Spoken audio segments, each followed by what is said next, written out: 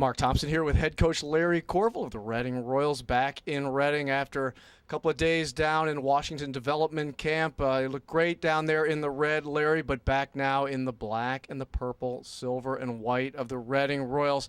Know you're happy to be back. Let's talk a little bit about the experience down there at development camp in Washington. A lot of good young players. Yeah, definitely. It was a great experience for me to get down there and to get to know the coaching staff there and the organization on a personal note, and to watch some young talent. I thought a lot of the kids that were there that had exceptional skill, and in the future should be great prospects for Washington Capitals, and make our organization a stronger and have more depth through all three teams. Let's talk about the organizations first. Obviously, you're well familiar with George McPhee, the general manager, vice president of the Washington Capitals. Brand new head coach down in Washington with Adam Oates. So he's got his own issues to worry about, I suppose. And, of course, Mark French was there as well, the head coach of the Hershey Bears. And it looked like there was good communication, good working together of everybody that was down there. No, I thought it was great, and that's, as a coach in our league, I think that's it's a necessity that our coaches like to get the feedback because of the roster limitations and guys going back and forth. So I think it's going to be a great relationship. It's nice to know the coaching staff. I've dealt with Mark French and Troy Mann over the last 4 or 5 years that I've been here. Like you said, I've known George McPhee in my days in Vancouver, so the relationship was already there.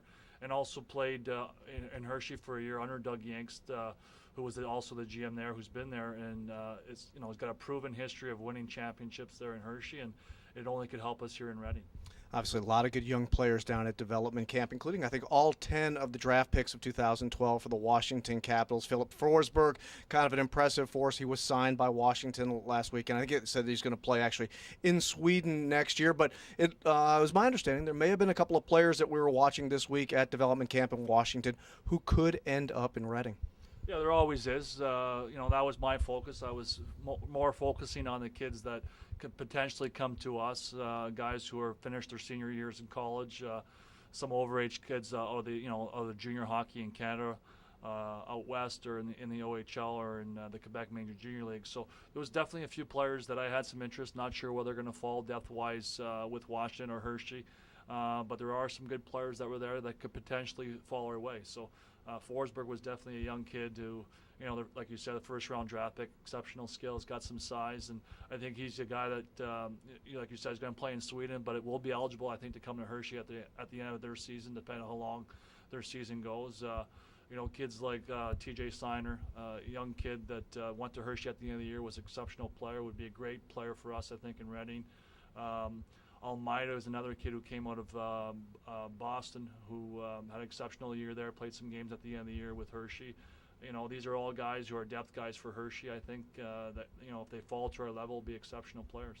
Everyone's always interested in the goaltenders. We talked last week, actually, about Brandon Anderson, one of the young kids that was in that camp. There are other goaltenders as well. They're playing. Anybody impress you there at the development camp behind the mask and in net? Well, they had all their goaltenders that were there were very good. They had, I believe, they had 5 to 6 goaltenders that were there. We had a young kid come in late from Russia that they drafted this season. Looks like they may have offered him a contract. Brandon Anderson's a kid that coming out of the Western League that could see some time here in Reading. They had Scott Darling, who we brought in a couple years ago for a couple days, who's playing the SPHL. But I haven't really looked at their depth chart. I believe they're going to have 5 to 6 goalies signed to either NHL contracts or American League contracts. I expect to probably at least have 1 here, possibly 2 under NHL or AHL contracts. Well, it's an interesting dynamic for you here as the head coach of the Reading Royals, something I think you've probably not experienced yet in your 3.5 years that you've been the head coach of the Royals.